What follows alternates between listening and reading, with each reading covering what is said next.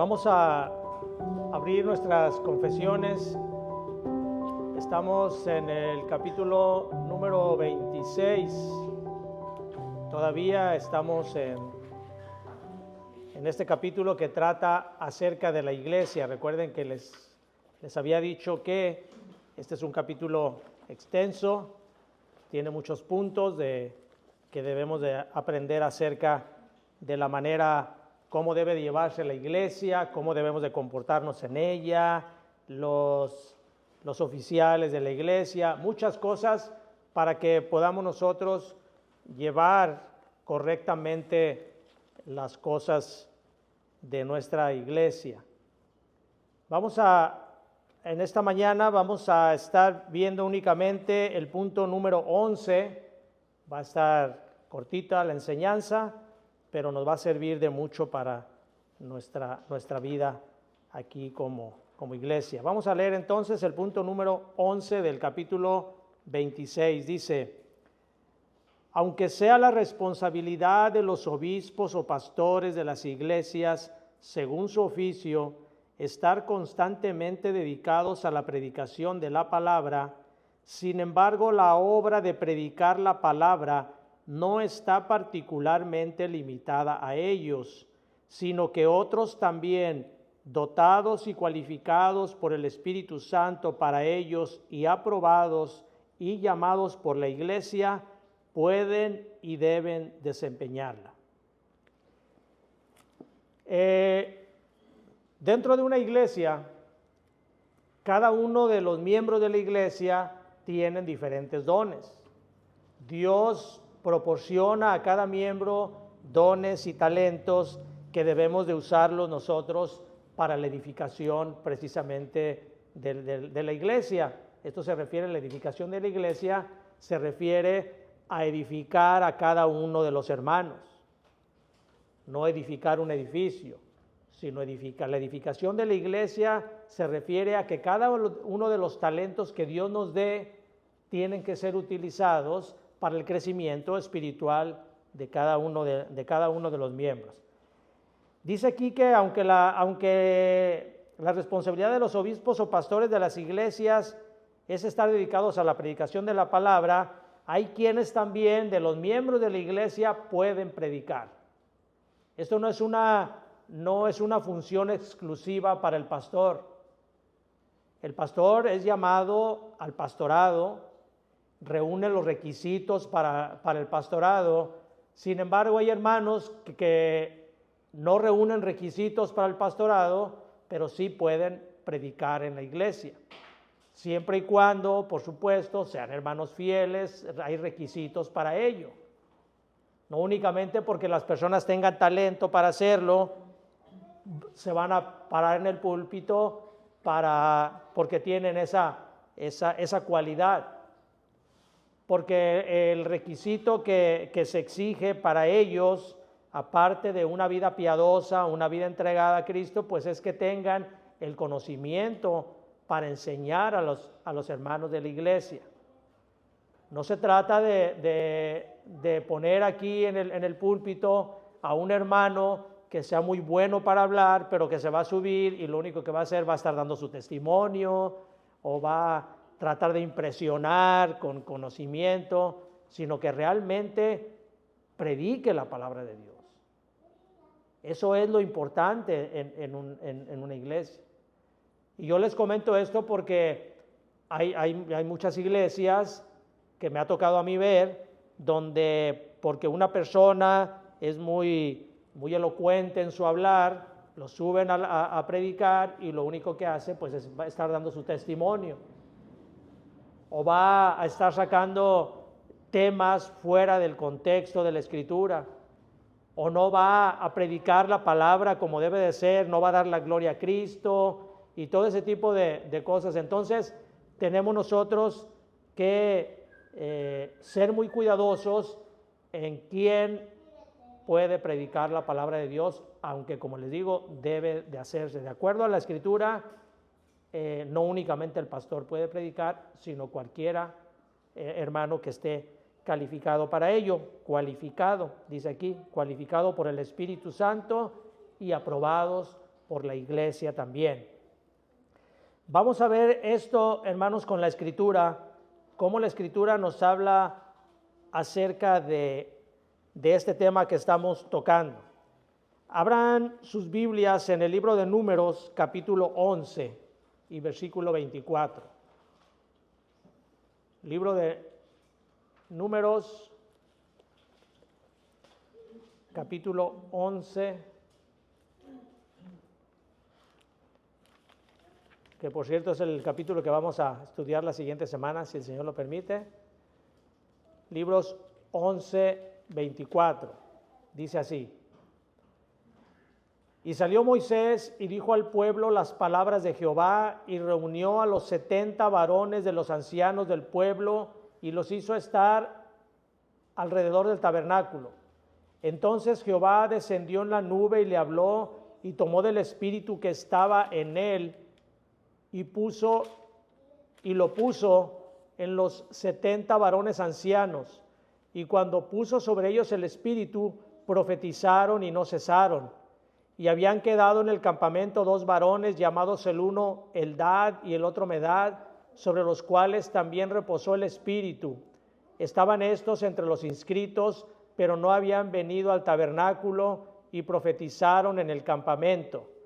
Y corrió un joven y dio aviso a Moisés y dijo: Eldad y Medad profetizaron en el campamento. Entonces respondió Josué, hijo de Nun, ayudante de Moisés, uno de los jóvenes, y dijo: Señor mío Moisés, impídelos. Y Moisés le respondió: ¿Tienes tú celos por mí? Ojalá todo el pueblo de Jehová fuese profeta, y que Jehová pusiere su espíritu sobre ellos. Aquí en este versículo, hermanos, nos enseña que el deseo de Dios es que todos sus hijos profeticen. Moisés aquí lo termina diciéndole a Josué, le dice: ojalá el pueblo de Jehová, todo el pueblo de Jehová fuese profeta. Esto quiere decir que para Moisés el deseo de él era que no únicamente él fuera utilizado por Dios, sino que todos los demás, todo el pueblo, recibiera ese espíritu de Dios para ser utilizado por él. Además, lo que está haciendo aquí Moisés también, lo que está haciendo es profetizando acerca de lo que ocurriría, que después profetiza también el profeta Joel, y aquello que ocurre en el día de Pentecostés que nos narra el libro de los Hechos. Que es que el Espíritu de Dios, el Espíritu Santo, se posesiona sobre todo creyente con el objetivo de profetizar. Ahora, profetizar aquí no se trata de prever o de ver el futuro, de prever el futuro. Profetizar tiene muchos significados, no únicamente el de ver el futuro, que es uno de ellos. Pero profetizar también quiere decir que el Espíritu Santo en ese caso entra en aquellos hombres del campamento, en aquellos ancianos, aquellos hombres, y comienzan ellos a exaltar a Dios, a traer palabra de Dios, a traer mensaje de Dios para el pueblo. De muchos tipos de mensaje pudo haber sido eso. Pero entre todos ellos también se trataba de exaltar a Dios. Nosotros en la actualidad, cuando estamos compartiendo la palabra de Dios, estamos profetizando. Estamos dando la palabra de Dios. Dios para eso, lo que hacía en aquel tiempo con los profetas era darle la palabra para enseñar al pueblo de Israel lo que él quería enseñarle. Ya sea prevenirlos del mal camino en el que estaban, ya sea felicitándolos por las cosas buenas que hacían. Y así es como nosotros, al momento de que estamos dando la palabra de Dios, estamos profetizando, estamos dando las buenas nuevas de Dios. Eso es entonces lo que estaba sucediendo ahí en el campamento. Estaban profetizando. Vayan a a Hechos capítulo 8. Hechos es que trata acerca de Felipe. Hechos 8, capítulo 5. No iba a decir Filipenses, es Hechos capítulo 8 y versículo 5.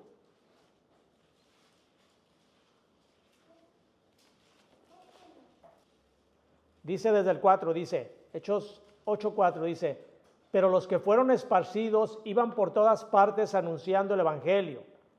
Entonces Felipe descendió a la ciudad de Samaria y les predicaba a Cristo. Descendiendo a la ciudad de Samaria, les predicaba a Cristo.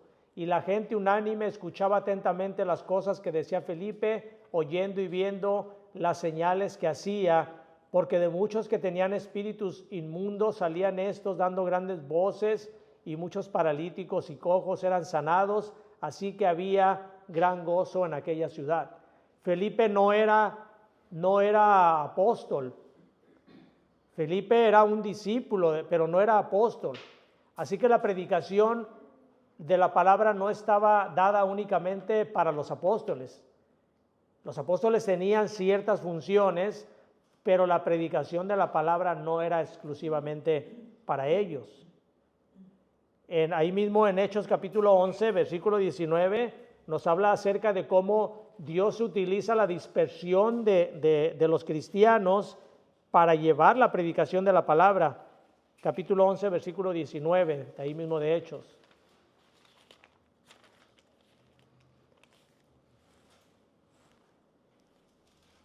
Dice, ahora bien, los que habían sido esparcidos a causa de la persecución que hubo con motivo de Esteban, pasaron hasta Fenicia, Chipre y Antioquía, no hablando a nadie la palabra, sino solo a los judíos.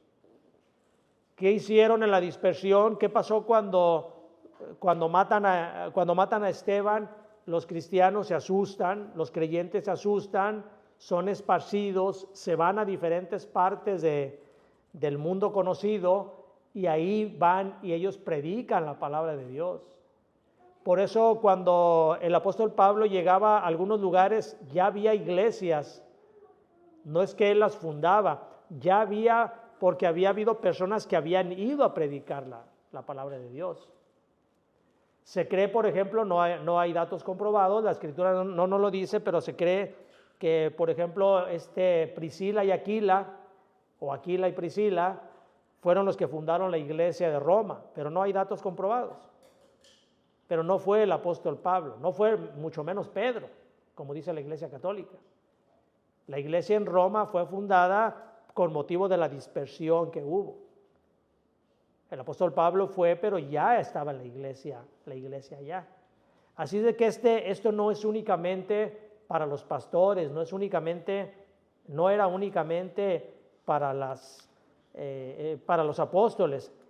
Vayan a Primera de Pedro, capítulo 4, versículos 10 y 11. Dice, cada uno según el don que ha recibido, ministrelo a los otros, como buenos administradores de la multiforme gracia de Dios.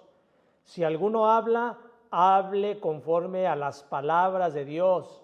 Si alguno ministra, ministre conforme al poder de Dios que Dios da, para que en todo sea Dios glorificado por Jesucristo, a quien pertenecen la gloria y el imperio por los siglos de los siglos. Amén.